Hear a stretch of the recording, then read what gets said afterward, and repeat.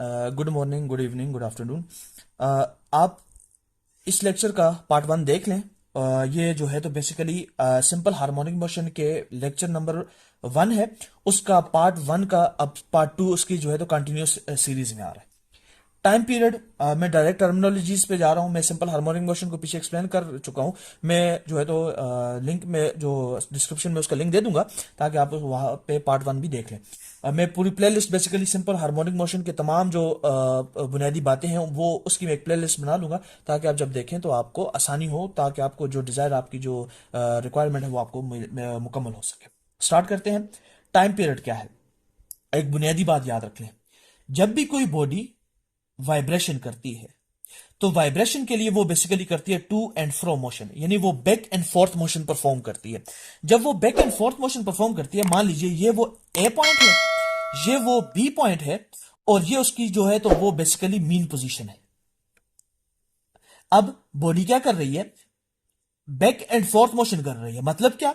वो इस पॉइंट से जा रही है इस पॉइंट तक, फिर इस पॉइंट से वापस इस पॉइंट तक आ रही है।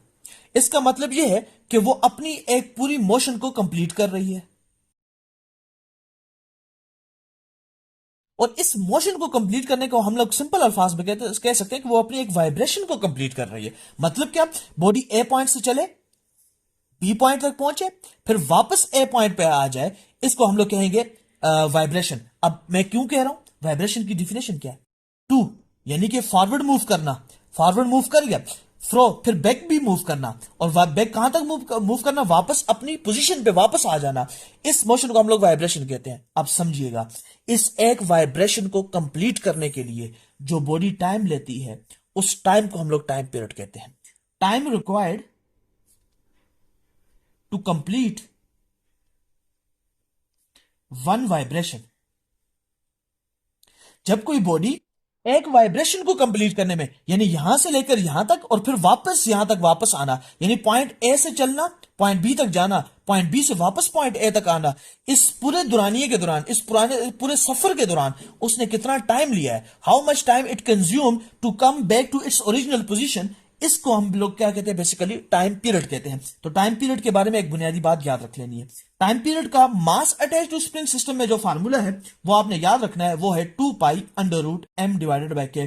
और बिलीव मी, इस पे जो मैं आपको न्यूमेरिकल या जो आपको मैं क्वेश्चंस करवाऊंगा, वही क्वेश्चंस आपसे आपके एमसीक्यूज बैंक में पूछे जाते हैं कि ये एमसीक्यूज आते हैं।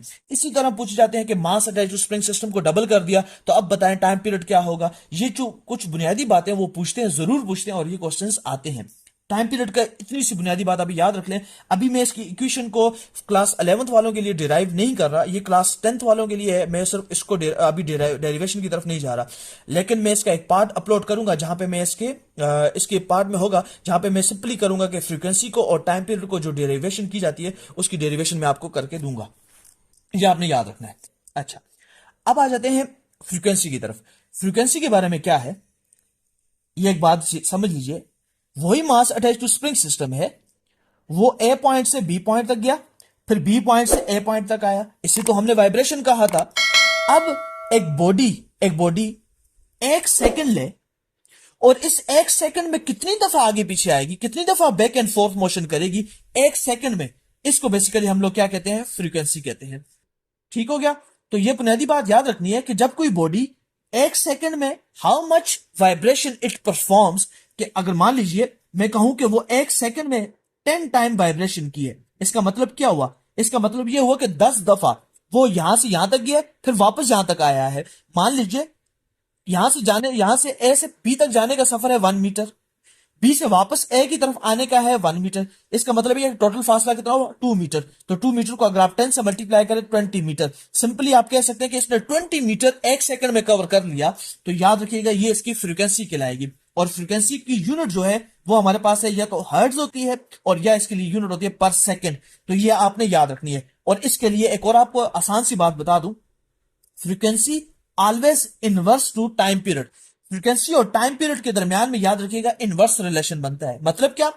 अगर कोई mass attach to spring system या कोई वाइब्रेटिंग बॉडी जो सिंपल हार्मोनिक मोशन परफॉर्म कर रही है, या इवन कोई वाइब्रेटिंग बॉडी, अगर उसकी फ्रीक्वेंसी ज्यादा है इसका मतलब क्या हुआ? इसका मतलब यह हुआ कि वो एक वाइब्रेशन को कंप्लीट करने में कम से कम टाइम ले रही है, कम से कम टाइम ले रही है।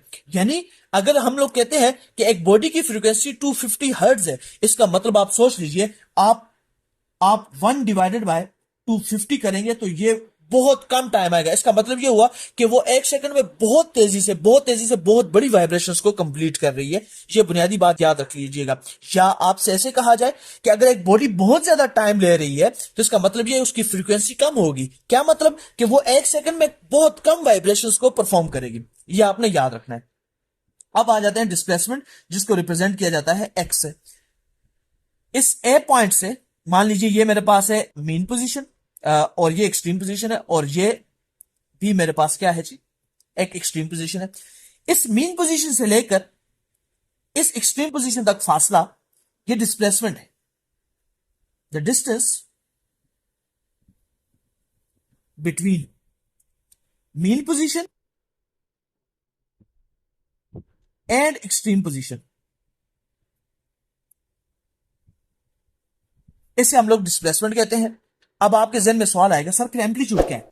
ये वो मैक्सिमम डिस्प्लेसमेंट है जो बॉडी अपनी वाइब्रेशन में कवर करती है। क्या मतलब? मतलब ये हुआ कि मान लीजिए बॉडी यहां से यहां तक जाए, ये भी डिस्प्लेसमेंट है। बॉडी यहां से यहां तक जाए, ये भी डिस्प्लेसमेंट है। यहां से यहां तक जाए, ये भी डिस्प्लेसमेंट है।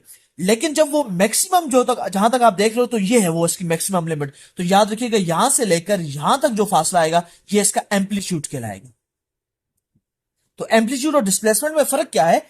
डिस्टेंस, डिस्प्लेसमेंट बेसिकली डिस्टेंस है दो पॉइंट के दरमियान में।